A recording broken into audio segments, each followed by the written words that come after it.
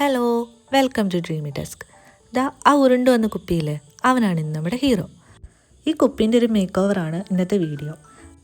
കുപ്പിയെ cut ചെയ്തെടുത്ത് ഇതേപോലെ കുറച്ച് സർക്കിൾസ് ആക്കി മാറ്റുക. ഇനി ഈ ഓരോ സർക്കിൾസിൽ നിന്നും ഓരോരോ പെറ്റൽസിൻ്റെ ഷേപ്പിൽ നമ്മൾ ഇതേപോലെ കട്ട് ചെയ്തെടുക്കുക. കട്ട് ചെയ്തെടുക്കുമ്പോൾ സൂക്ഷിക്കണം, പ്ലാസ്റ്റിക് ആണ്, കയ്യിലൊന്നും കൊള്ളാതെ സൂക്ഷിച്ച് കട്ട് ചെയ്തെടുക്കുക.